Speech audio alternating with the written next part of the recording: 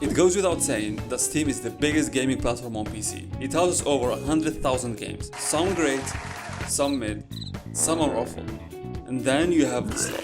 Crypto games, shovelware, asset flips, but one developer stands atop the trash pile. They go by the name Hede. If you watched my last video on the $200 slop, then you most definitely remember hearing the name. Of course you did, they were associated with over 60% of the games I reviewed. So due to popular demand, mainly me, I decided to look further into it. Before we continue though, I just wanted to thank you all for your support on the last video. Reading the comments was genuinely heartwarming. Feel free to subscribe if you would like to see more of this. Alright, let's get back to the video. Not only are their asset flips barely functional, he charged a totally reasonable price of $200 a piece. Question you're asking right now is, what is going on here? Is it money laundering? Well, don't worry, I got you. I decided to put on the good old detective hat, try and figure out the reasoning behind these absurd games. Hede, or Hede Games, or whatever publisher name they use, have over 130 games published on Steam. And from the tiny sample I played, I can safely say, at most, a whopping 5% of these games actually work. But honestly, even if it was more, I highly doubt they'd be good games. Speaking from experience. At first, I assumed Hede had little to no online presence, as I mentioned him having nothing but a mostly dead Twitter account. But I decided to hop on SteamDB and check their oldest game, Fallalip's, released on 2017. At some point, right after the game's release, they added the link to a website, hede.ru. The website is desolate now though, containing only an email. I will get back to the website in a bit. They also had a link to a Facebook page, so I decided to check out their page first. One thing I noted is there were two people who consistently react to every single post. Dude we're going to call Hugh, and the woman we're going to call Jazz. These two are the prime suspects for the people running Hede. It's even more apparent with Jazz, as she has an Instagram linked in her profile which matches the Steam publisher name, name.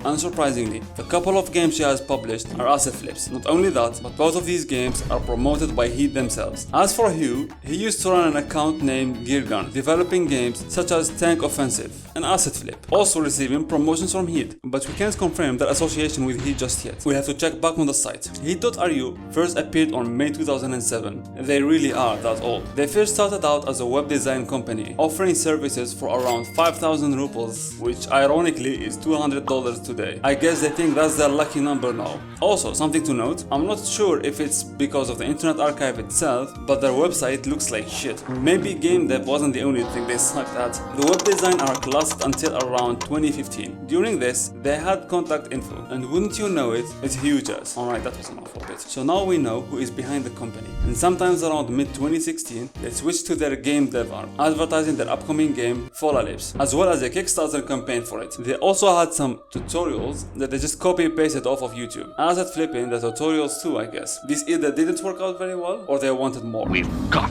to have money. So finally, it's 2017 and they released their first game. It flopped. After one more release, they released GameTube. In my opinion, this is a turning point. If you remember, this was an asset flip of asset flips. It was basically like Inception, but for asset flips. At the very least though, it used to cost $5 before they increased it 20-fold. And this shit had to have been profitable. I made an Excel spreadsheet with every game he'd ever published, and they tried to link the asset they flipped for each game. I will probably link this in the pinned comment so you can add to the list if you wish to add more to the information. But they spent a total of $14,500 on Steam publishing fees and around $3,500 on the assets, a total of $18,000. So this shit had to have been profitable. It wasn't until October 2023 that the $200 games arc started, and ever since then they released around 51 games. That's 35% of their games in less than a year. That's almost as much releases as Viper. And now the big question, why are the games this expensive? Is it really money laundering? I don't think that's the case. I mean, think about it. Imagine you're some criminal trying to launder your ill-gotten gains. Do you just go and buy like 5,000 copies of your $200 game? Wouldn't that immediately throw it in the top selling games, raising even more unwanted attention? Not only that, but why in the world would you publish over 100 games for that sole purpose? Not to mention the fact that Steam takes a 30% cut, so that doesn't feel like a very efficient money laundering technique to me. Not that I'm experienced with that.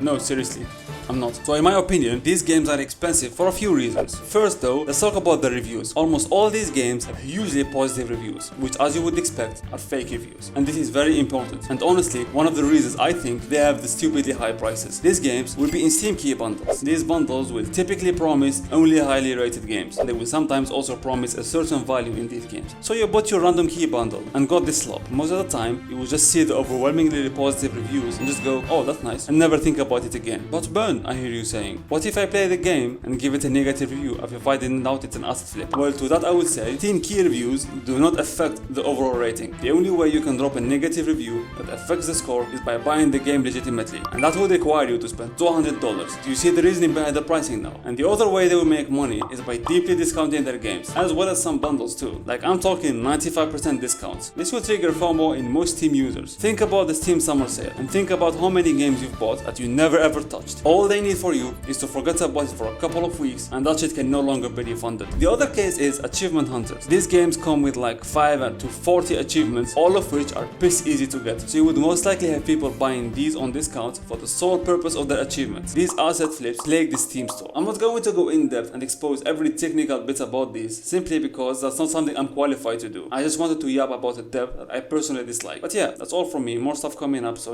subscribe and thank you.